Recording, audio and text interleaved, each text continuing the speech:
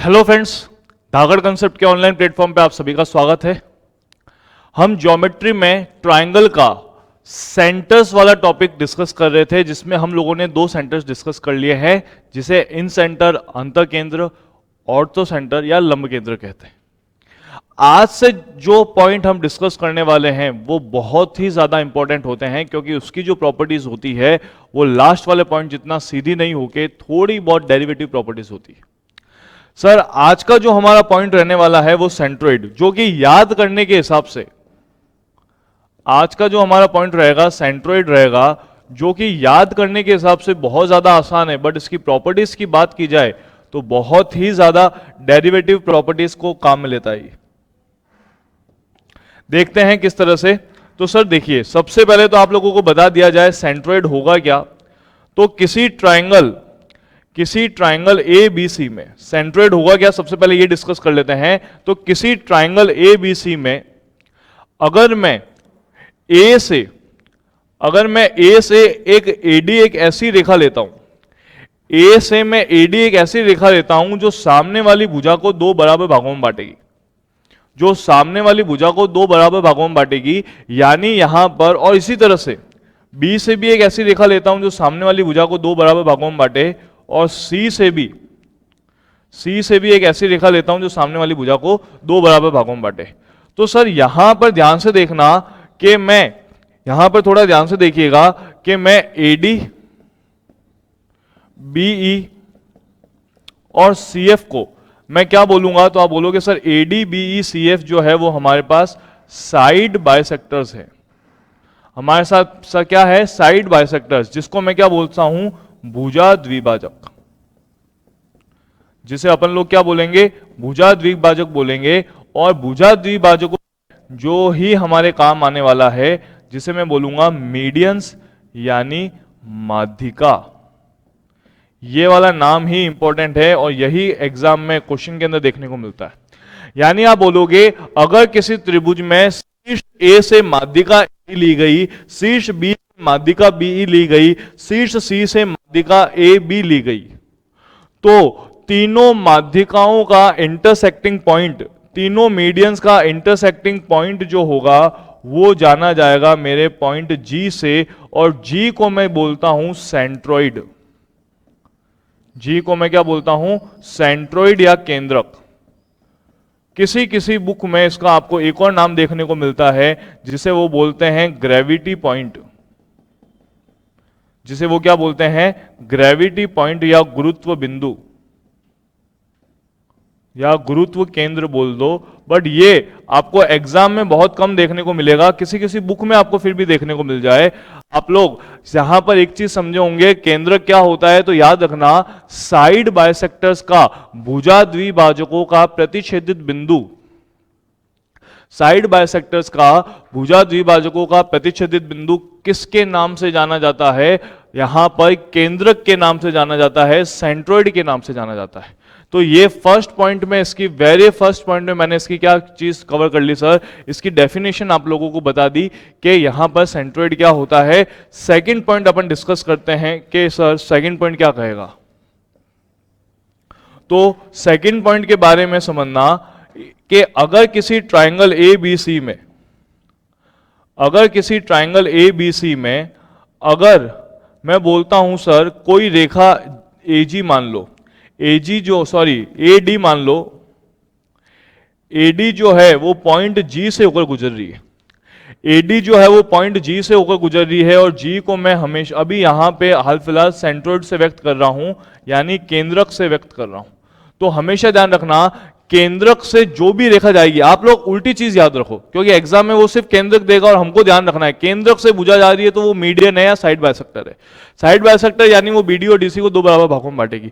But point ये नहीं है, पॉइंट ये है कि केंद्रक जो है माध्यिका को किस रेशियो में डिवाइड करता है, केंद्रक माध्यिका को किस रेशियो में डिवाइड करता है। तो हमेशा ध्यान रखना ये जो केंद्रक है वो माध्यिका को 2:1 में डिवाइड करता है। ये पॉइंट ध्यान रखना कि centroid divides the median in 2:1, centroid divide the median in 2:1, केंद्रक माध्यिका को 2:1 के अनुपात में विभाजित करता है। क्या ये एक माध्यिका को करता है या सारी माध्यिका को करेगा? तो ध्यान रखना ये केंद्रक है और केंद्रक से जाने वाली रेखा माध्यिका कहलाती है। तो यहां पर ये ध्यान रखना कि ये सारी माध्यिकाओं को, यानी मैं बात करता हूं बीजी अपन इस वाली माध्यिका को भी किस रेशियो में डिवाइड करेगा? 2:1 में। सीजी और यहां पर जीई बोलेंगे और ये क्या होगा? जीएफ, और सीजी अपॉन जीएफ का रेशियो भी क्या आ जाएगा? रेशियो 1 आ जाएगा। यानी ये पॉइंट बना के लिख लेना, थ्योरी बना के, सेंट्रोइड यानी केंद्रक जो है वो माध्यिका को 2:1 में विभाजित करता है। पॉइंट समझ में आया सर आप लोगों को? अच्छा, थर्ड पॉइंट देखिएगा। थर्ड पॉइंट के ऊपर क्वेश्चन काफी पूछे जाते हैं। थर्ड पॉइंट के ऊपर आप लोगों के क्वेश्चन काफी पूछे जाएंगे, ये पॉइंट ध्यान रखिएगा। देखिए, थर्ड पॉइंट हमें इस तरह से बोलता है कि अगर मैं एक ट्राइंगल ए बी सी लेता हूं, अगर मैं ट्राइंगल एबीसी लेता हूं और यहां पर एडी एक माध्यिका ली गई, तो इस माध्यिका को जो है ये एजी 2:1 में डिवाइड करेगा। सबको ध्यान है। अगर मैं यहां से ये दूसरी माध्यिकाएं लेता हूं, तो सर एक चीज बताओ, यहां पर ये बीई और ये सीएफ है, ये माध्यिका है तो इसको 2 रेशियो मतलब बराबर रेशियो में बांटेगी। तो मैं ऐसा बोल सकता हूं ये एफ है जो मेरा क्या होगा? मिड पॉइंट होगा, और ई जो होगा वो मेरा क्या होगा? मिड पॉइंट होगा। तो आप बोलोगे सर पॉइंट क्या है, पहले वो बताओ। तो सर पॉइंट हमें ये पूछेगा कि अगर मैं इस एफ और इस ई को मिला देता हूं, इस एफ और ई को मिला देता हूं, तो यहां पर ये पॉइंट कटता है एच के ऊपर, ये पॉइंट कटता है एच के ऊपर। तो ये न्यूमेरिकल भी आता है, बट इसको हम प्रॉपर्टी बना के पढ़ लेते हैं कि ए एच और एच जी का रेशियो क्या है। ये पॉइंट भी आता है, बट इसको सॉरी ये क्वेश्चन भी पूछा जाता है सीधा, बट मैं इसको सीधा न्यूमेरिकल बना के पढ़ लेता हूं कि ए एच और एच जी का रेशियो कितना होगा। तो सर हमेशा ध्यान रखना, ये वाली पॉइंट आपने मिड पॉइंट थ्योरम के अंदर देखा होगा कि अगर मैं दो मध्य बिंदुओं को मिलाता हूं, दो मध्य बिंदुओं को मिलाता हूं, तो मध्य बिंदुओं को मिलाने से प्राप्त रेखा तीसरी भुजा की क्या होती है? आधी होती है। आधी होती है। साथ ही साथ ये वाला ट्राइंगल और ये वाला ट्राइंगल जो है, ये वाला ट्राइंगल और ये वाला ट्राइंगल आपस में सिमिलर हो जाएगा, और इस छोटे वाले ट्राइंगल का रेशियो 1 आएगा, तो इस बड़े वाले ट्राइंगल का रेशियो क्या आएगा? 2। ये चीज समझ में आ रही है? नहीं आ रही? कोई बात नहीं, मैं आपको यहां पे समझा देता हूं। यहां पे कैसे समझाता हूं, देखो।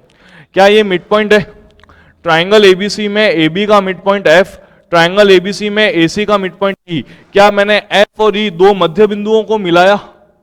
अगर F और E दो मध्य बिंदुओं को मिलाया तो मिड पॉइंट थ्योरम यानी एमपीटी क्या कहती है? एमपीटी कहती है, दो रिजल्ट देती है एमपीटी। फर्स्ट रिजल्ट क्या बोलेगी कि FE जो होगा वो BC का क्या होगा? हाफ होगा। फर्स्ट रिजल्ट एमपीटी क्या देती है कि FE जो होगा वो BC का क्या होगा? हाफ होगा। और सेकंड रिजल्ट क्या देती है कि FE जो होगा वो पैरेलल होगा किसके? तो आप बोलोगे ये पैरेलल होगा BC के। क्योंकि FE और BC पैरेलल है तो आप क्या बोलोगे? सर देखो ये जो रेखा है वो इस BC के पैरेलल है, तो आप बोलोगे ट्राइंगल AFE जो है वो सिमिलर हो जाएगा ABC के। तो ट्राइंगल AFE जो है वो सिमिलर हो जाएगा ABC के। अगर ये सिमिलर हो गया तो एक चीज मुझे यहां पे बताना, इस वाली भुजा में AF कितनी है, या सॉरी FE कितनी है? तो BC की आधी। यानी इस वाली भुजा कोई भी एक लेता हूं तो यहां पे भुजा का रेशियो क्या आता है? 2। तो इनकी भुजाओं का रेशियो क्या आएगा? 1:2। तो एक चीज बताना, यहां पर ये AD क्या है? मीडियन। क्यों? क्योंकि ये सेंट्रोइड से जा रही है, तो AH भी क्या हो जाएगी? मीडियन। यानी आप लोगों को इस पूरे थ्योरी से ये पता चला कि मेरे को AH और AD का जो रेशियो मिलेगा, क्योंकि देखो AH छोटे वाले ट्राइंगल में, A से लेकर H छोटे वाले ट्राइंगल में है, AD बड़े वाले ट्राइंगल में है। तो इस पूरी थ्योरी से मुझे ये पता चला, कि इसका रेशियो आने वाला है 1:2। अगर ये 1:2 है, आप खुद बताओ, A से लेकर H 1 है, A से लेकर D 2 है, तो AH और HD का रेशियो कितना होगा? फटाफट से बताइए सर, AH और HD का रेशियो कितना हो जाएगा? तो आप बोलोगे सर AH और HD का रेशियो हो जाएगा 1:1। AH और HD का रेशियो कितना हो जाएगा? 1:1। ये चीज क्लियर हुई? अच्छा, तो यहां पर मैं इस तरह से लिख सकता हूं फाइनली कि साहब AH और HD का रेशियो मिला मुझे 1:1। अच्छा, AH और HD का रेशियो आप लोगों को मिल चुका है। मुझे ये बताओ, ये है हमारा केंद्रक, ये हमारा क्या है? केंद्रक यानी सेंट्रोइड। अगर ये केंद्रक या सेंट्रोइड है तो AG और GD का रेशियो क्या है? AG और GD का रेशियो क्या है? AG और GD का रेशियो है 2:1। AG और GD का रेशियो क्या है? 2:1। अब एक चीज बताना, अगर मैं AG और GD को जोड़ता हूं, अगर मैं AG और GD को जोड़ता हूं तो इन दोनों को जोड़ने से मुझे क्या मिलेगा? मुझे मिलेगा AD। और ये वैल्यू कितनी है? 2 और 1, यानी ये वैल्यू कितनी हो जाएगी? +1, यानी AD की वैल्यू कितनी आएगी? 3। उसी तरह से यहां पर अगर मैं इन दोनों को जोड़ता हूं, AH और HD, AH और HD को जोड़ता हूं तो मुझे क्या मिलेगा? AD। और इसकी वैल्यू क्या मिलेगी? 1 और 1 2।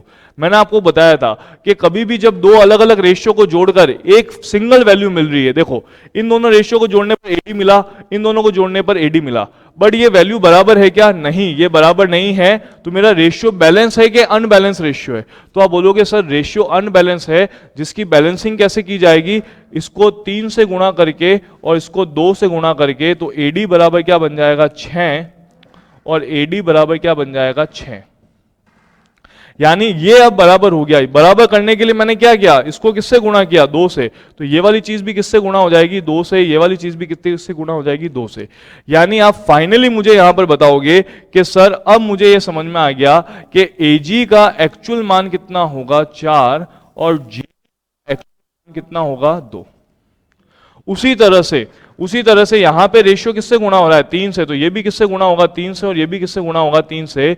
तो यहां पर मुझे AH और HD कितना मिला? तो आप बोलोगे 3:3। मतलब अब आप चीज समझाना कि AG आपका A से लेकर G तक, AG आपका कितना था? तो आप बोलोगे सर AG था 4। तो आपका AH कितना है? आप बोलोगे सर AH है मेरा 3। तो आप बोल सकते हो कि इसका मतलब AH जब 3 होगा, AG पूरा 4 होगा, तो इसका रेशियो क्या होगा? 1। तो ये रेशियो आप लोग सीधा याद रखिएगा। ये तो मैंने बस आप लोगों को प्रूव करने के लिए पूरा आपको मेहनत करवाई आप लोगों से इतनी, ठीक है, ताकि आप लोगों को थोड़ा कॉन्फिडेंस मिल जाए कि रेशियो कितना आया। ये रेशियो आप लोग हमेशा याद रखना कि AH और HG का जो रेशियो होता है वो रेशियो होता है 3:1। वो रेशियो क्या होता है? 3:1। उम्मीद करता हूं ये पॉइंट आप लोगों को समझ में आया होगा, जो कि हमारा थर्ड पॉइंट है किसका? सेंट्रोइड का, या फिर सेंट्रोइड बोल दो या केंद्रक बोल दो, केंद्रक का हमारा थर्ड पॉइंट है। इस तरह से AH और HG का रेशियो कितना होगा? 3:1। ठीक है सर, ये कंप्लीट ज्योमेट्री करा रहा हूं सर मैं आप लोगों को। कंप्लीट ज्योमेट्री में प्रीलिम्स प्लस मेंस के क्वेश्चन, दोनों के क्वेश्चन साथ में है, दोनों की प्रॉपर्टी साथ में।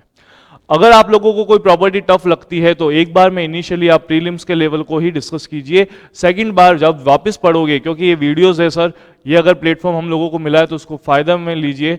ये सारे वीडियोस आपके पास रिकॉर्डेड रहने वाले हैं।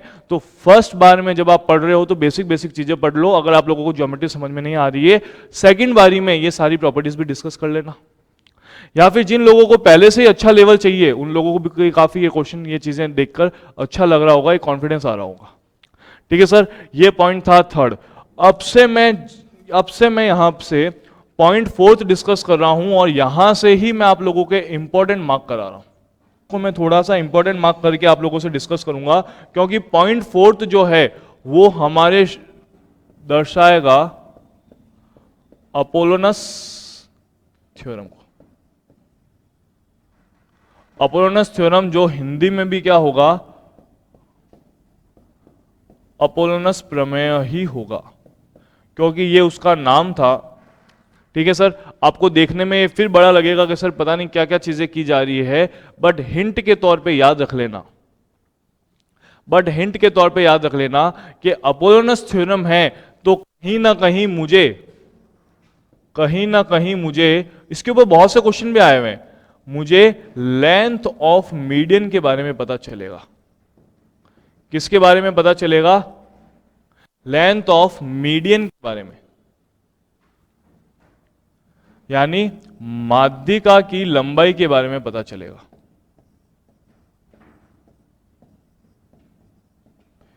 यानी आप लोग हिंट के तौर पे याद रख लो कि जहां जहां पर अपोलोनस थ्योरम काम में आने वाली है, जहां जहां अपोलोनस थ्योरम काम में आने वाली है वहां वहां लेंथ ऑफ मीडियन काम में आएगी। और एग्जाम में अगर मुझे सीधा कहीं पर माध्यिका की लंबाई निकालनी है तो वहां पे कौन सी चीज काम आएगी? अपोलोनस थ्योरम काम आएगी।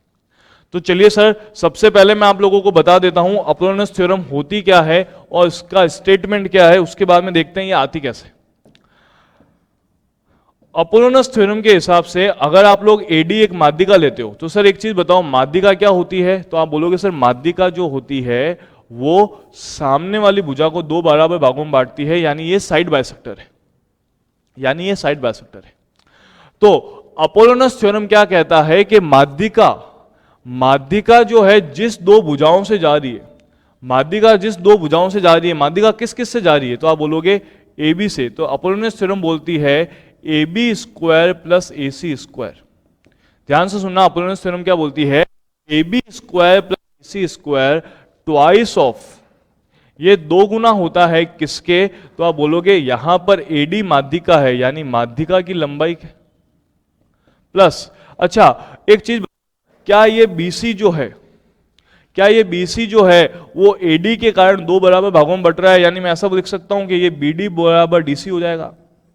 क्या बीडी बराबर डीसी हो जाएगा? तो या फिर यहां पर मैं बीडी स्क्वायर लिख दूं, यहां पे क्या लिख दूंगा? बी डी स्क्वायर लिख दो, सॉरी यहां पर मैं बी डी स्क्वायर लिख दूं, या फिर चाहे तो डीसी स्क्वायर लिख दूं, क्योंकि ये दोनों की लेंथ आपस में क्या है? बराबर। तो आप इसको इस तरह से भी लिख सकते हो। ये हमारी अपोलोनस थ्योरम होती है, इसको मैं अलग अलग वे में लिखा दूंगा, बट ये हमारी अपोलोनस थ्योरम होती है। या ध्यान से सुन लो कैसे, कि अगर किसी त्रिभुज में माध्यिका की लंबाई निकालनी है तो अपोलोनस थ्योरम ने एक रिलेशन दिया था। वो क्या कहा था कि माध्यिका जिस दो भुजाओं के इंटरसेक्टिंग पॉइंट से जाती है, माध्यिका जिस दो भुजाओं के इंटरसेक्टिंग पॉइंट से जाती है, उनका स्क्वायर यानी A B square plus A C square किसके बराबर होगा? दो गुना किसके? दो गुना किसके? उस माध्यिका की लंबाई के स्क्वायर के, प्लस वह जिस भुजा को दो बराबर भागों में बांटती है उसका एक टुकड़ा ले लीजिए आप, इसके बराबर होती है। अच्छा, या फिर इसको मैं ऐसे लिख सकता हूं, देखो बीडी की जगह डीसी लिख दो, या फिर बीडी जो होगी वो बीसी की आधी होगी या नहीं होगी? बीडी जो है वो डीसी की आधी होगी, बट यहां बीडी स्क्वायर है, तो बीडी स्क्वायर करोगे तो ये बीसी का स्क्वायर, बीसी स्क्वायर और दो का स्क्वायर कितना हो जाएगा? 4, और दो का स्क्वायर क्या हो जाएगा? 4। अगर आप लोगों को ये नीचे वाला पॉइंट नहीं दिख रहा है तो मैं यहां लिख देता हूं कि अगर मैं बीडी का स्क्वायर करता हूं तो ये क्या हो जाएगा? डी, यहां पे बीडी का स्क्वायर, या इस तरह से लिख लो कि बीडी जो होगा वो बीसी का क्या होगा? आधा। तो अगर मैं बीसी का स्क्वायर करूंगा तो सर आप बोलोगे जो ये बीडी है वो किसके बराबर हो जाएगा? तो देखो ये और ये दोनों भाग बराबर है, यानी मैं बोल सकता हूं बीडी की बात करो या डीसी की बात करो, ये बीसी का क्या होगा? आधा। तो अगर मैं बीडी स्क्वायर की बात करता हूं तो बीडी स्क्वायर किसके बराबर हो जाएगा? बीसी स्क्वायर का बाय 4। या फिर आप इसमें इस तरह से भी लिख सकते हो कि sir A B square plus A C square बराबर twice of A D square plus B C square by 4। ये होता है माध्यिका की लंबाई निकालने का। आप लोगों को टफ लग रही है? टफ लग रही है? नहीं लग रही तो गलत है, टफ है ये चीज। यही कारण है कि ये चीज सिर्फ और सिर्फ मेंस में पूछी जाती है। 2017 का मेंस उठा के देख लेना, 2018 का मेंस उठा के देख लेना, दोनों में रिपीटेडली हर शिफ्ट के अंदर इसने क्वेश्चन बनाया है, हर शिफ्ट के अंदर इसने क्वेश्चन बनाया है अपोलोनस थ्योरम ने।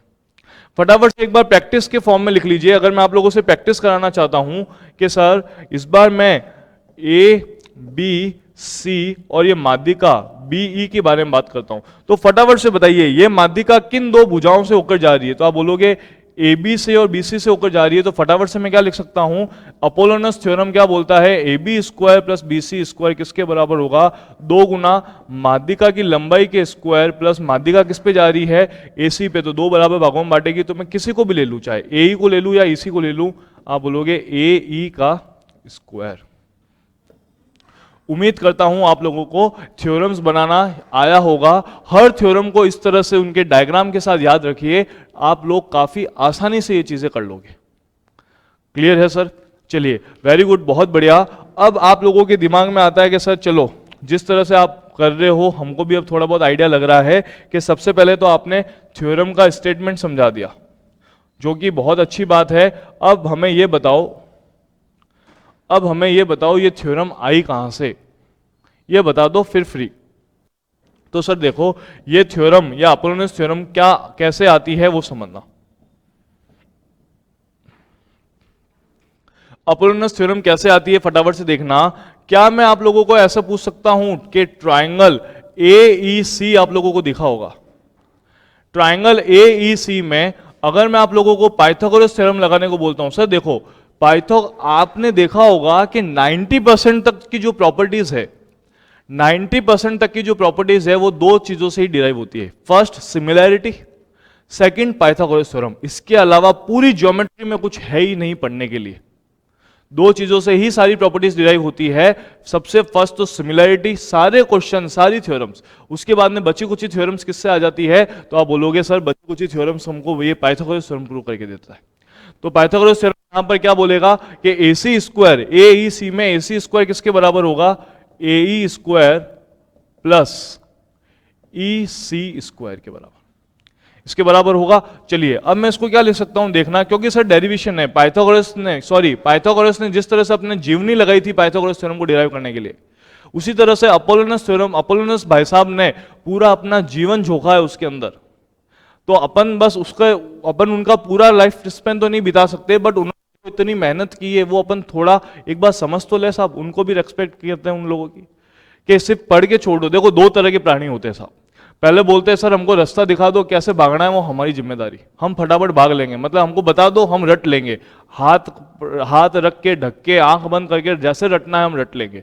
दूसरे बंदे होते हैं कि साहब हम लोगों को तो रटा नहीं जाता है, पहले ये बताओ आई कैसे। तो सर मुझे दोनों को बैलेंस करते हुए चलाना पड़ेगा, ना मैं इन लोगों को नाराज कर सकता हूँ ना मैं इन लोगों को नाराज कर सकता हूँ। इन लोगों को रटाना था वो डायग्राम बना दिया, जिन लोगों को समझाना है वो फटाफट से आओ कि देखना AE को मैं क्या लिख सकता हूं, तो फटाफट से देखना AE जो इस वाले ट्राइंगल में है, सिर्फ इस वाले ट्राइंगल में, इस वाले ट्राइंगल में AE स्क्वायर कैसे आएगा, तो यहां पर आप बोलोगे AE की जगह मैं लिख सकता हूं AD square plus ED square, ये लिख सकता हूं।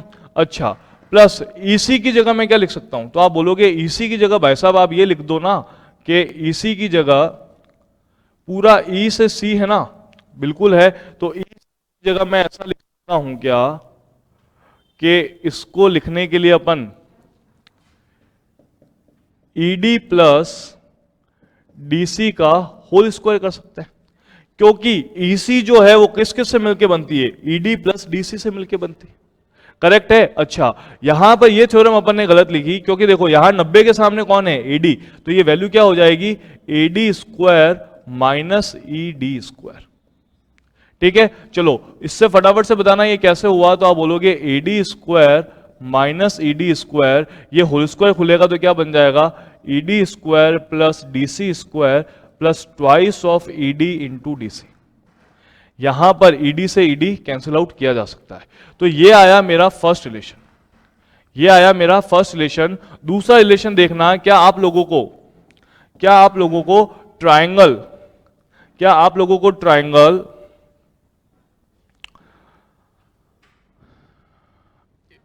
ABE दिखाई दे रहा है, बिल्कुल दिखाई दे रहा है, तो आप बोलोगे सर ये भी कितना होगा, 90 डिग्री, ये 90 डिग्री होगा तो मैं क्या बोल सकता हूं, AB होगा वो किसके बराबर होगा, AE square plus BE square के बराबर। काम के जैसे ही मैं क्या कर सकता हूं कि AB स्क्वायर अगर है तो AE की जगह मैं क्या लिख सकता हूं, फटाफट से बताओ, AE की जगह क्या लिख सकता हूं, तो आप बोलोगे AD square minus ED square.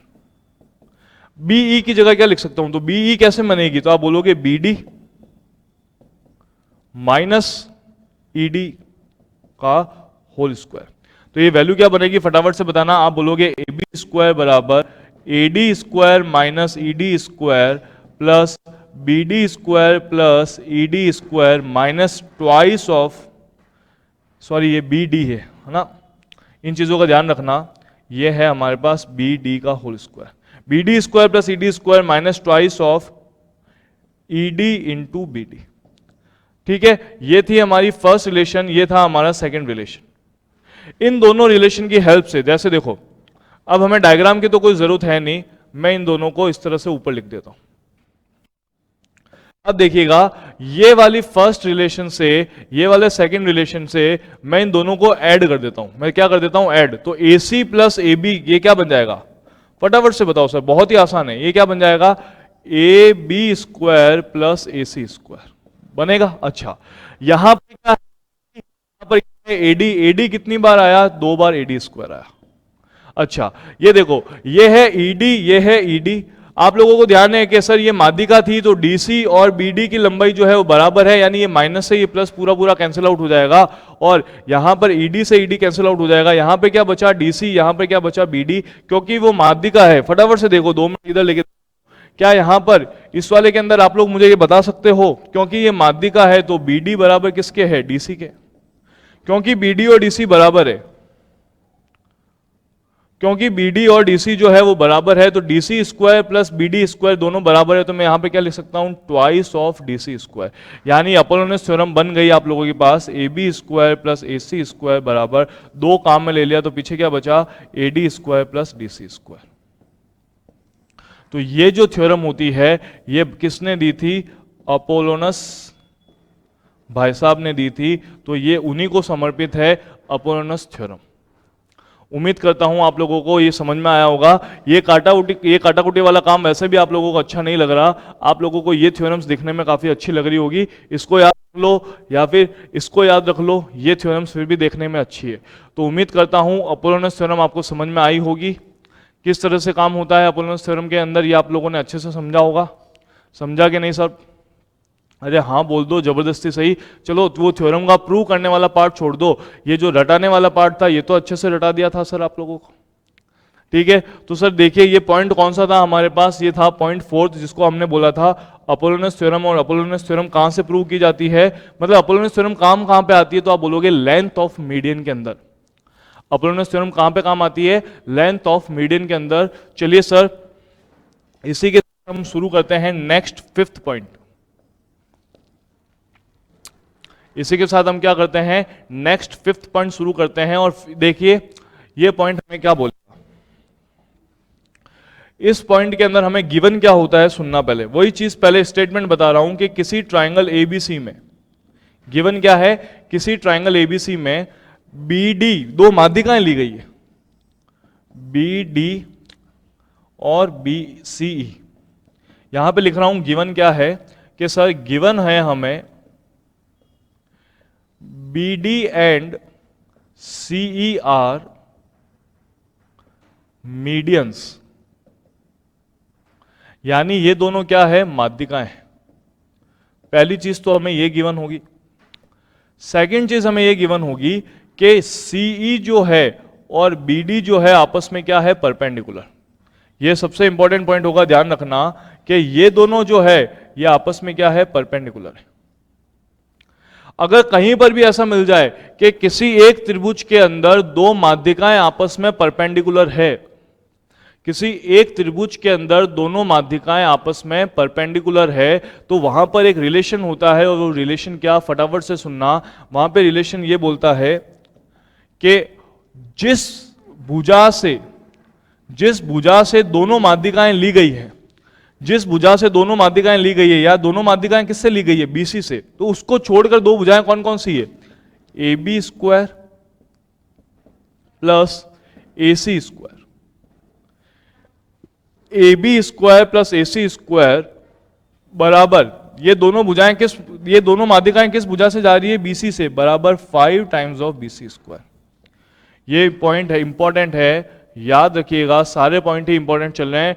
आपको मैंने कहा था कि सेंट्रॉइड केंद्रक पढ़ने में बहुत आसान है, इसके जो भी पॉइंट है सारे पॉइंट इस तरह से इंपॉर्टेंट होते हैं। वापस से सुन लेना क्या कहा कि अब किसी त्रिभुज एबीसी में दोनों माध्यिकाएं, दोनों मीडियंस आपस में परपेंडिकुलर है, किसी त्रिभुज में दोनों मीडियंस आपस में परपेंडिकुलर है, तो उस त्रिभुज की तीनों भुजाओं में यह रिलेशन होता है कि AB square plus AC square बराबर 5 times of BC square.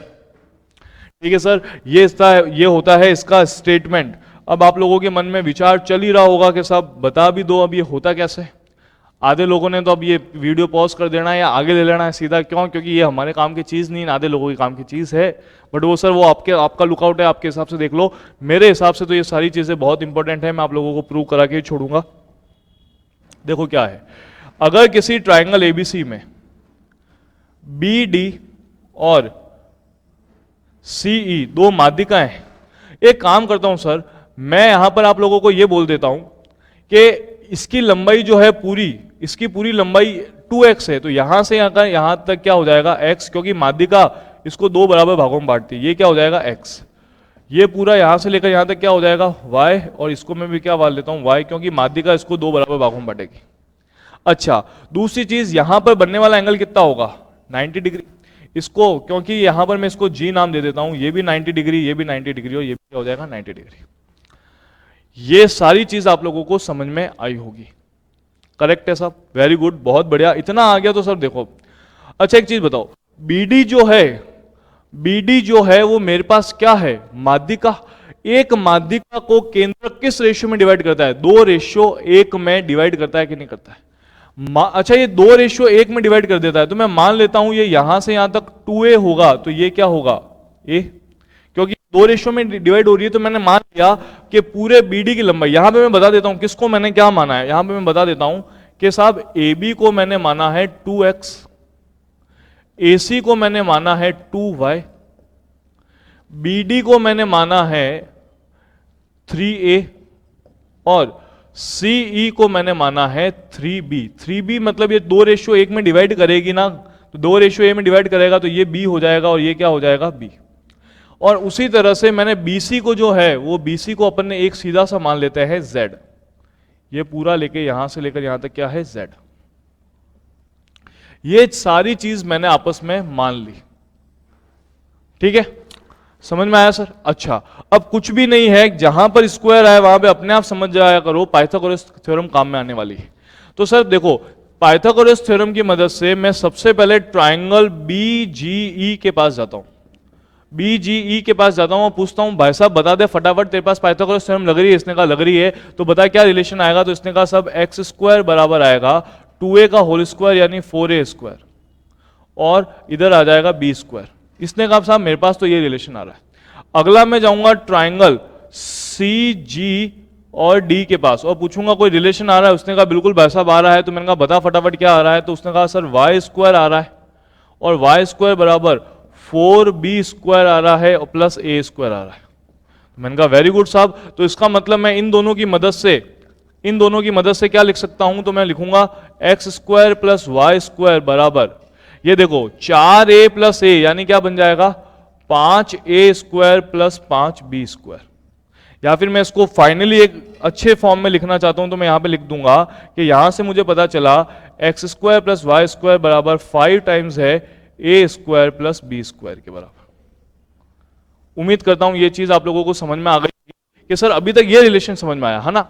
But मेरे को क्या बनाना है, फटाफट से देखो, मुझे बनाना है, देखो ये आ गया, बट मुझे ये चीज बनानी है, तो फटाफट से अपन सॉल्व करते हैं कि सर, और इसमें अब यहां पर थोड़ा सा काम बचा है। देखो इतनी सी चीज समझ में आ गई। अब मैं जाता हूं फटाफट से ट्राइंगल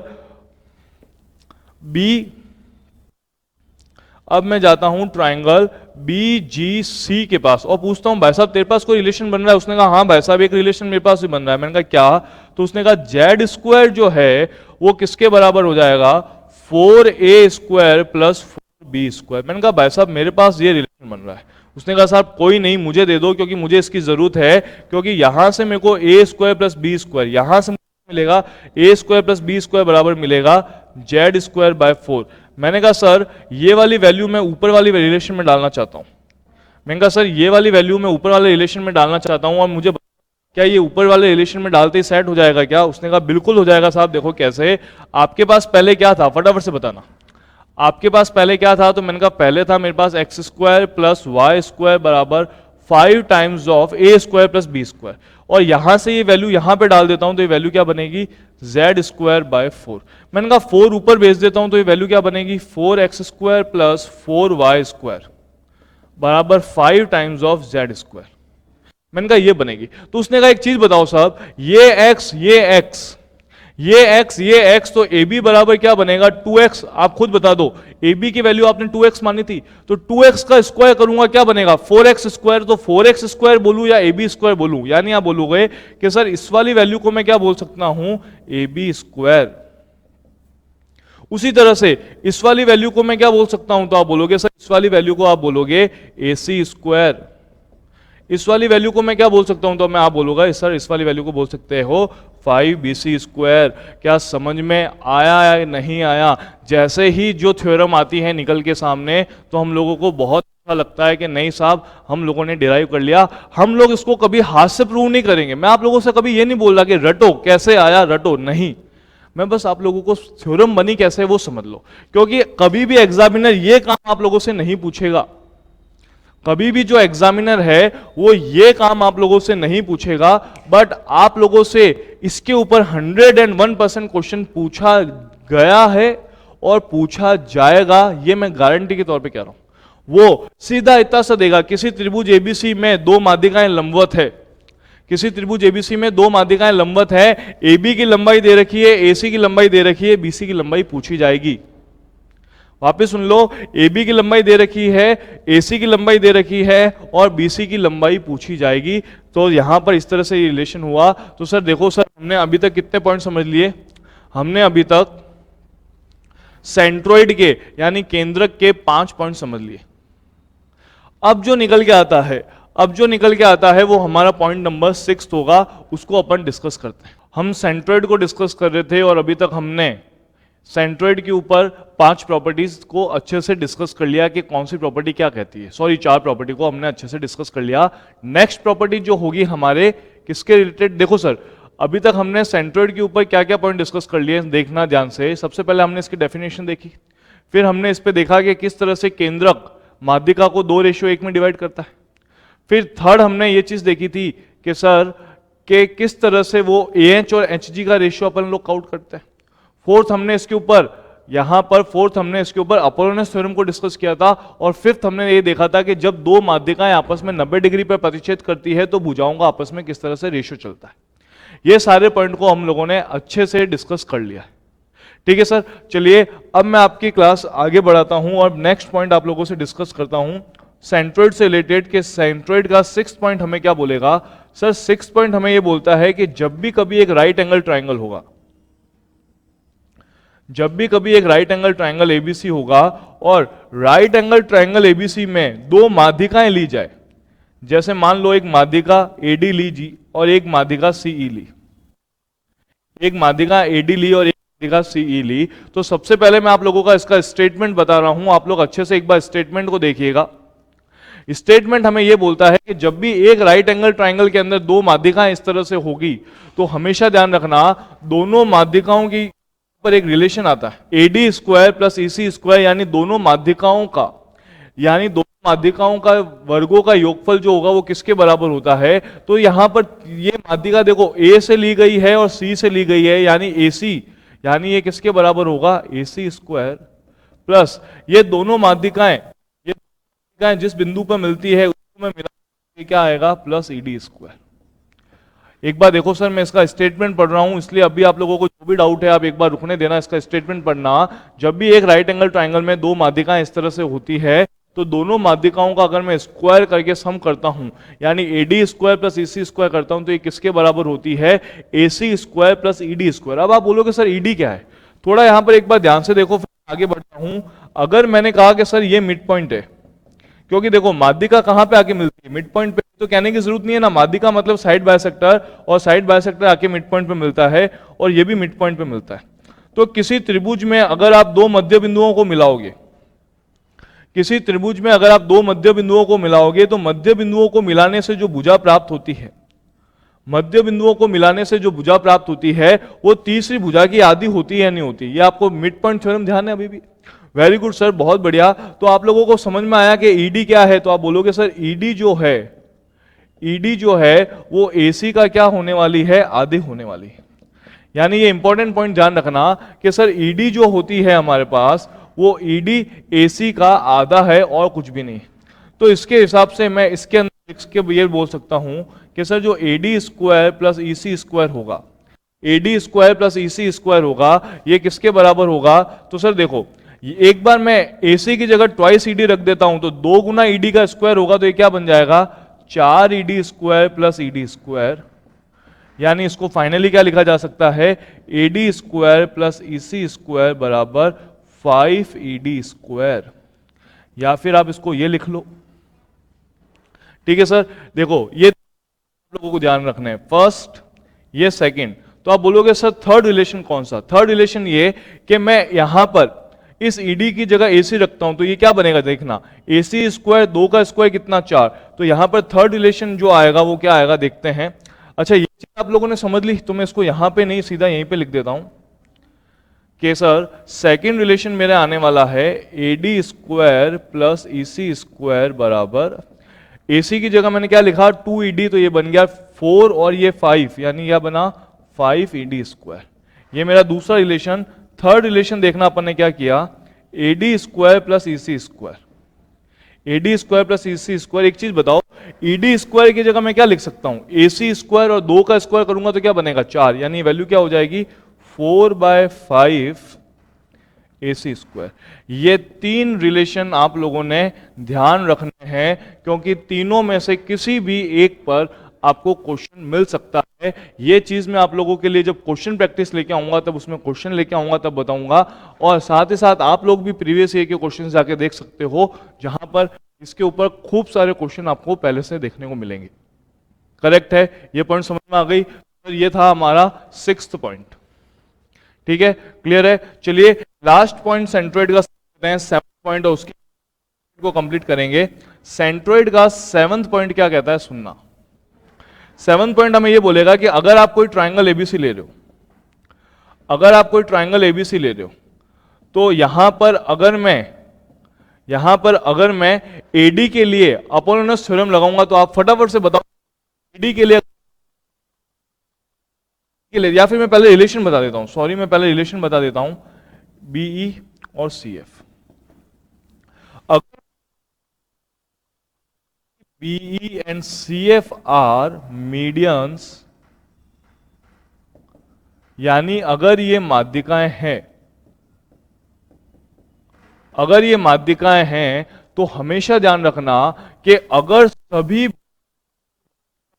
करें A B square plus B C square plus C A square करें, अगर यहां पर ये सारी माध्यिकाएं हैं, तो मैं अगर सारी भुजाओं के वर्गों का योगफल करूं और सारी माध्यिकाओं के वर्गों का योगफल करूं, यानी A D square plus BE square plus C F square करूं, तो हमेशा ध्यान रखना ये रेशियो आता है 4:3। इसके ऊपर कोई क्वेश्चन नहीं बन सकता, बट ये प्रॉपर्टी सीधी पूछी जा सकती है। याद रखना कि किसी त्रिभुज में, याद रखना कि किसी त्रिभुज में का जो योगफल है, सभी भुजाओं के वर्गों का योगफल व सभी माध्यिकाओं के वर्गों का योगफल का जो अनुपात होगा, वो अनुपात हमेशा क्या होगा, 4:3 होगा। समझ में आया सर ये पॉइंट आपको? चलिए सर अब देख लेते हैं कि ये पॉइंट बनता कैसे है, आप लोगों को बता देते हैं कि ये पॉइंट बनता कैसे। अगर मैं यहां पर मीडियन लेता हूं, जैसे ये ट्राइंगल ए बी सी है, यहां पर मीडियन ली गई है एडी, बीई और सीएफ, ये सारी मीडियन ली गई है। क्या सर आप लोगों को अपोलोनस थ्योरम ध्यान है? अपोलोनस थ्योरम क्या बोलता है? तो सर अगर मैं अपोलोनस थ्योरम एडी के रेस्पेक्ट में लगाऊंगा, तो आप क्या बोलोगे, A B square plus A C square is equal to, तो आप बोलोगे ये होगा 2 गुना किसका, A D square plus AD किसके ऊपर जा रही है, बीसी के ऊपर, यानी ये हो जाएगा बीसी स्क्वायर बाय 4। उसी तरह से अगर मैं यहां पर बीई के रेस्पेक्ट में लगाऊं, तो बीई के रेस्पेक्ट में आप क्या बोलोगे, A B square plus BC square BE square plus ये क्या हो जाएगा, ए सी स्क्वायर बाय 4। उसी तरह से मैं सी एफ के रेस्पेक्ट में लगाऊं, तो आप बोलोगे A C square plus 2 times of C F square plus A B square by 4। ये चीज है सर। आप इन तीनों लीजिएगा, इन तीनों का आप एक बार जोड़ना। जैसे ही आप जोड़ोगे, जैसे देखो यहां पर एलसीएम लोगे तो ये 4AD स्क्वायर हो जाएगा और ये 2 से 2 कट जाएगा। तो आप जैसे ही इन सबको जोड़ोगे, मैं बस आगे नहीं बता रहा, बहुत ही सिंपल सा रिलेशन है, आप ऐड करते ही जैसे ही आप इन सबको, मतलब ये कैसे, फिर ये रिलेशन आया कैसे, तो आपको मैं हिंट के तौर पर हिंट बता हूं कि ये रिलेशन से आता है। हिंट के तौर पे याद रख लेना, अपोलोनस थ्योरम। बाय अपोलोनस थ्योरम हमने ये किया कि कुछ भी नहीं सर, अपोलोनस थ्योरम तीनों माध्यिकाओं के लिए लगा दी, और जैसे ही तीनों माध्यिकाओं के लिए अपोलोनस थ्योरम लगाई और उन सबको जोड़ के देखा तो हमको ये मिलता है कि त्रिभुज में सभी भुजाओं के वर्गों का योगफल और माध्यिकाओं के वर्गों का योगफल का रेशियो जो आता है वो 4:3 आता है। करेक्ट है सर। ये था हमारा 7th पॉइंट, ये था हमारा अब तक का 7th पॉइंट। उम्मीद करता हूं ये चीज आप लोगों को अच्छे से समझ में आ चुकी होगी कि सर किस तरह से सेंट्रोइड के अंदर सारी प्रॉपर्टीज आती है। करेक्ट है सर। बहुत बहुत धन्यवाद, वेरी गुड। जो आप लोग चीज बोल रहे हो मुझे सुनना ही दे रहा है। नेक्स्ट बढ़ते हैं अपन सरकम सेंटर की तरफ, परिकेंद्र की तरफ।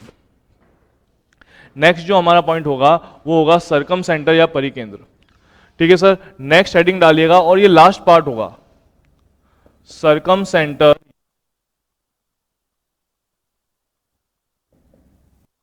ये बहुत ही लास्ट पार्ट और बहुत ही आसान पार्ट होता है। जितना हमारा सेंट्रोइड टफ था, जितना हमारा सेंट्रोइड टफ था उतना ये टफ नहीं था। आप लोगों ने देखा सेंट्रोइड की 7 प्रॉपर्टीज को डिराइव करके काफी हद तक उसको एक डेरिवेटिव फॉर्म में लाने की कोशिश की जा रही थी, बट इतना मुश्किल सरकम सेंटर नहीं होता है, बहुत ही आसान होता है। एक बार समझने की कोशिश करना कि सबसे पहले बाय डेफिनेशन समझे कि परिकेंद्र क्या होता है। तो अगर मैं एक अगर मैं एक ट्राइंगल लेता हूं, ट्राइंगल में अब तक का जो काम किया जा रहा था वो काम क्या चल रहा था कि सर अब तक के काम में मैं वर्टेक्स से, मैं इस शीर्ष से या फिर परपेंडिकुलर ले रहा था, लंब ले रहा था, या कोण समद्विभाजक यानी एंगल बाइसेक्टर ले रहा था, या परपेंडिकुलर ले रहा था। बट यहां पे आप लोगों का काम अलग होगा। यहां पर क्या किया जाएगा, बीसी के ऊपर सबसे पहले एक मिड पॉइंट लेंगे अपन क्या लेंगे, बीसी के ऊपर सबसे पहले एक मिड पॉइंट लेंगे। इस मिड पॉइंट से एक परपेंडिकुलर ड्रॉ किया जाएगा, इस मिड पॉइंट से एक परपेंडिकुलर ड्रॉ किया जाएगा, इस मिड पॉइंट से एक परपेंडिकुलर ड्रॉ किया, और यही काम अपन सबके लिए करेंगे। ठीक है, तो यहां पर ध्यान रखना ये चीज क्या है, तो आप बोलोगे सर ये है परपेंडिकुलर साइड बाइसेक्टर। मतलब ऐसा परपेंडिकुलर जो साइड को 2 भागों में बांट रहा है, ऐसा परपेंडिकुलर जो साइड को 2 भागों में बांट रहा है। ठीक है, तो ये सारा काम आप इसमें भी करोगे। जैसे मान लो यहां पर भी एक पॉइंट मैंने ऐसे लिया और यहां से एक लाइन इस तरह से गई जो ये परपेंडिकुलर भी बांट रहा है और उसको 2 भागों में बांट रहा है। ठीक है, और यहां पर भी एक पॉइंट ऐसा लिया जो यहां से गया बट ये परपेंडिकुलर भी है और इसको इक्वल पार्ट्स के अंदर डिवाइड कर रहा है। तो आप क्या बोलोगे कि ये जो पॉइंट मिलेगा, ये जो पॉइंट मिलने वाला है इसको मैं पॉइंट P बोलूंगा, और P मेरा क्या होगा, तो आप बोलोगे सर P जो होगा अपना सरकम सेंटर होगा, जिसको मैं परिकेंद्र के नाम से संबोधित करूंगा। और ये आता है तो इसको स्टार मार्क करके लिखना, ये इंटरसेक्टिंग पॉइंट है, intersecting point of all perpendicular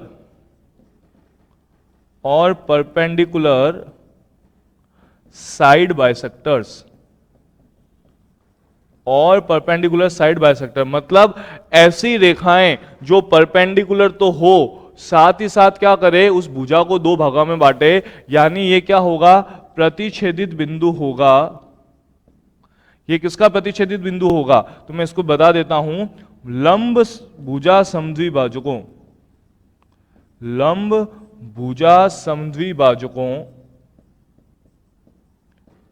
भुजा समद्विभाजकों का प्रतिच्छेदित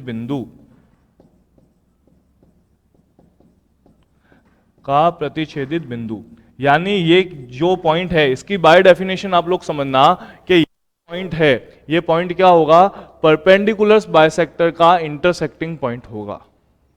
ठीक है सर। अच्छा, अब ये पॉइंट आ गया, बट इसको सर्कम सेंटर क्यों कहा जाता है ये समझते हैं हम पॉइंट नंबर 2 से।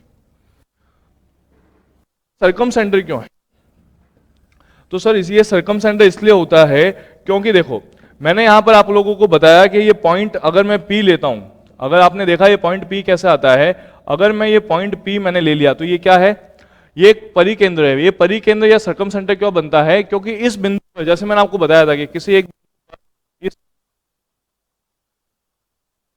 कंपास के थ्रू इस तरह से चलाता हूं तो एक सर्कल होता है।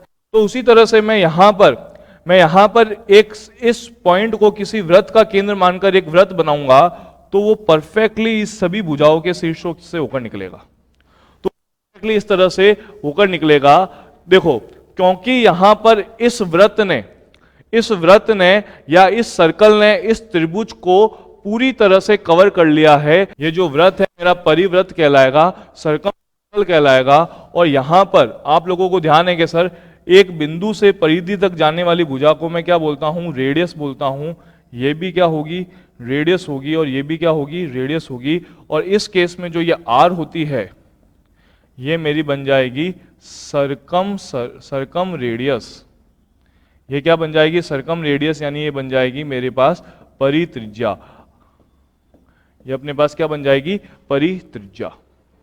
समझ में आया सर? पॉइंट नंबर सेकंड, इसको अपन परिव्रत या परिकेंद्र या परित्रिज्या क्यों कहते हैं? क्योंकि इस वाले बिंदु से अगर मैं एक सर्कल बनाता हूं, अगर मैं एक वृत्त ड्रॉ करता हूं तो वह वृत्त क्या करता है?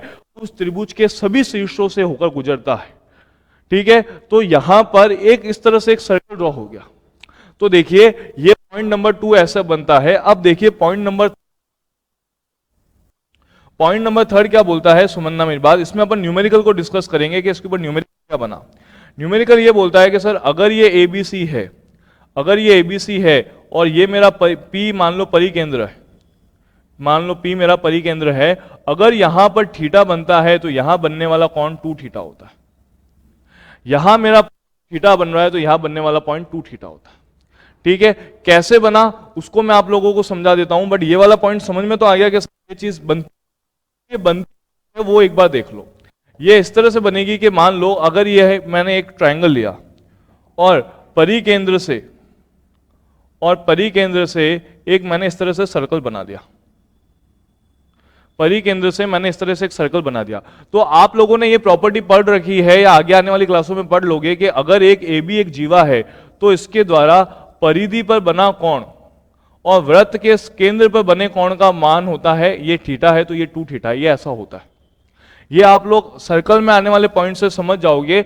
अगर मान लो उससे भी नहीं समझना चाहते, आप चाहते हो कि नहीं सर मुझे तो अभी करके बताओ कि ये कैसे होता है, तो सर आप ये पॉइंट समझिएगा कि आपको ये तो ध्यान है कि अगर मैं इसको इससे मिलाता हूं तो रेडियस आने वाली है, इसको इससे मिलाता हूं रेडियस आने वाली है, इसको इससे मिलाता हूं रेडियस आने वाली है।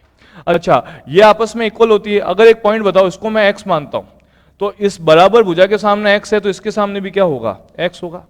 अच्छा, ये मैं मान लिया कि मैं इसको एक इस तरह से स्ट्रेट लाइन लेता हूं तो ये वाला एंगल कितना होगा मुझे बताओ? ये वाला एंगल। तो आप क्या बोलोगे? सर ये देखो, ये पॉइंट एक्स है, ये पॉइंट एक्स है, ध्यान से सुनना, ये पॉइंट एक्स है, ये पॉइंट एक्स है, यानी दो आंतरिक कोणों का योगफल बाह्य कोण के बराबर होगा। तो ये बाह्य कोण कितना हो जाएगा? ये एक्स, तो ये वाला पॉइंट कितना हो जाएगा? 2x। अच्छा, उसी तरह से मैं ये पॉइंट y मानता हूं, ये रेडियस है तो ये भी पॉइंट क्या हो जाएगा? रेडियस हो जाएगा। तो ये y है तो ये वाला पॉइंट भी क्या हो जाएगा? y, और ये वाला पॉइंट क्या हो जाएगा? 2y। तो आप खुद देखना, ये वाला एंगल जब मेरा थीटा का मान कितना था? x प्लस वाई, तो ये कितना है? 2x प्लस 2y, यानी ये कोण किसके बराबर हो जाएगा? ट्वाइस ऑफ थीटा के। क्या आपको ये चीज समझ में आई या नहीं? फटाफट से देखना कि जब किसी बनने वाला कोण थीटा होता है तो उसके थीटा, और आपने यहां इसको प्रूव करके देख लिया कि कैसे 2 थीटा होता है। पॉइंट समझ में आ गया सर? वेरी गुड, बहुत बढ़िया। चलिए इसका एक लास्ट पॉइंट अपन देख लेते हैं परिकेंद्र के बारे में। ये था हमारा पॉइंट नंबर 3। नेक्स्ट पॉइंट देख लेते हैं, पॉइंट नंबर 4। नेक्स्ट पॉइंट देख लेते हैं, पॉइंट नंबर 4। चलिए सर, नेक्स्ट पॉइंट 4 पे जाने से पहले मैं आपको बता देता हूं ये काम कहां पे आता है। आपने आर के बारे में गौर किया हो तो मैंने इसको आर को पहले भी कहीं काम में लिया था। इस आर को मैंने पहले भी कहीं पे काम में लिया था, आपको मैंने बताया था। ये आगे आने वाली क्लासेस में मैं आपको बताऊंगा।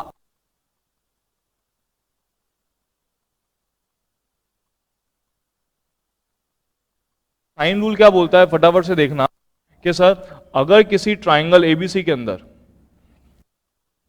अगर किसी ट्राइंगल एबीसी के अंदर ये सामने वाली भुजा ए है, ये स्मॉल भुजा बी है और ये स्मॉल भुजा सी है, small B upon sine B और small C upon sine C, ये हमेशा किसके बराबर होता है? 2r के बराबर होता है। ये हमेशा किसके बराबर होता है? आर के बराबर होता है। और यहां पर मैंने आपको बताया था कि इस आर के बारे में मैं बाद में बात करूंगा। यहां पर जो ये आर है, ये वही आर है जिसको मैं क्या बोलता हूं, परित्रिज्या। ये वही आर है जिसको मैं क्या बोलता हूं, परित्रिज्या या फिर सरकम रेडियस। ये वही आर है जिसको मैंने क्या बोला है, सरकम रेडियस या परित्रिज्या।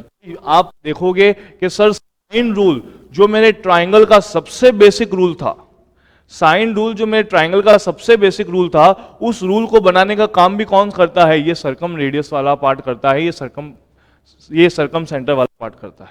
तो अब आपके दिमाग में आएगा सर ये कैसे हुआ, अभी बताते हैं साहब ये कैसे हुआ। तो इस चीज को समझना बहुत ही इंटरेस्टिंग चीज है सर ये, कि अगर मैं किसी ट्राइंगल में, इस चीज को समझिए सर, बहुत ही ज्यादा आपको यहां पर लगेगा कि नहीं किस तरह से ये सारे पॉइंट एक दूसरे से रिलेटेड होते हैं। मैंने मान लिया यहां पर कोई पॉइंट P है, P मतलब क्या, परिकेंद्र। मैंने यहां पर P को क्या माना है, परिकेंद्र, ये ध्यान रखना, ठीक है सर। ये P को मैंने परिकेंद्र माना। अब एक चीज बताना, यहां से मैं अगर एक परपेंडिकुलर लेता हूं, यहां से मैं एक परपेंडिकुलर लेता हूं, तो आप लोगों को ध्यान है सर कि ये जो पॉइंट होगा और ये जो पॉइंट होगा, जैसे मान लो ये एंगल, जैसे मान लो ये एंगल A है, ये मान लो ये एंगल A है, तो ये वाला जो एंगल है ये पूरा कितना हो जाएगा, 2A, ये वाला पूरा एंगल कितना हो जाएगा, 2A। आप जब सर्कल में जाके पढ़ोगे तो सर्कल के अंदर ध्यान होता है आपको कि अगर जैसे मैं यहां पर इसके बाद सर्कल बनाऊं, मैं कुछ सर्कल की प्रॉपर्टीज भी काम में लूंगा जो आप लोगों को ध्यान होगी या नहीं भी होगी, तो थोड़े टाइम बाद में जब सर्कल पढ़ेंगे तब सिकल जाओगे कि सर अगर ये A है तो ये वाला पूरा पॉइंट क्या होगा, 2A। अगर आप यहां से परपेंडिकुलर लेते हो तो ये परपेंडिकुलर इसको दो बराबर भागों में बांटता है, यानी इसके सामने ये वाली चीज हो जाएगी A/2, ये वाली चीज हो जाएगी A/2। अगर आप लोगों को ये सर्कल की प्रॉपर्टीज ध्यान नहीं है तो इसको स्किप कर दो, पहले सर्कल पढ़ो, बाद में आके ये पढ़ लेना, बहुत इंपॉर्टेंट है देखना। और ये अगर 2A था, अगर आपने परपेंडिकुलर लिया है तो ये इस भुजा को, इस कॉर्ड को दो भागों में बांटती है और इस कोण को भी दो भागों में बांटती है, यानी ये भी A हो जाएगा और ये भी क्या हो जाएगा, A। तभी पूरा 2A बनेगा। करेक्ट है, कोई दिक्कत नहीं यहां तक, वेरी गुड, बहुत बढ़िया, आपको दिक्कत आने भी नहीं चाहिए। ये चीज आप लोगों ने समझ ली। अच्छा, अब यहां पर ना हम लोगों को ने क्या प्रूव करना है वो देखो, हम लोगों को करना है A/sin A बराबर 2R। तो सर आप खुद देखिए यहां पर कितना आसानी से मैं ये चीज प्रूव कर सकता हूं कि जैसे ही मैं यहां पर इस छोटे वाले ट्रायंगल में साइन A की बात करता हूं, तो ये साइन A, ये देखो ये वाली क्या है, रेडियस। साइन क्या होता है आप लोगों को ध्यान है, परपेंडिकुलर अपॉन हाइपोटेनस, यानी लंब बटा कर्ण, ये होता है। लंब क्या होता है, जैसे मैं A कोण ले रहा हूं तो A के सामने वाला लंब होता है, तो आप बोलोगे साइन A के सामने है A/2, अपॉन में कितना आ गया, 2। उसी तरह से ये क्या आ गया, R, यानी ये वैल्यू क्या हो गई, साइन A/2R। ये वैल्यू क्या हो गई, साइन A। उसी तरह से सेम एज इट इज, अगर मैं यहां से यहां पर परपेंडिकुलर डालता हूं, यहां से यहां पर परपेंडिकुलर डालता हूं, आप लोग मुझे एक चीज बताना, ये वाला पॉइंट आप लोगों को समझ में आ गया, वेरी गुड, बहुत बढ़िया।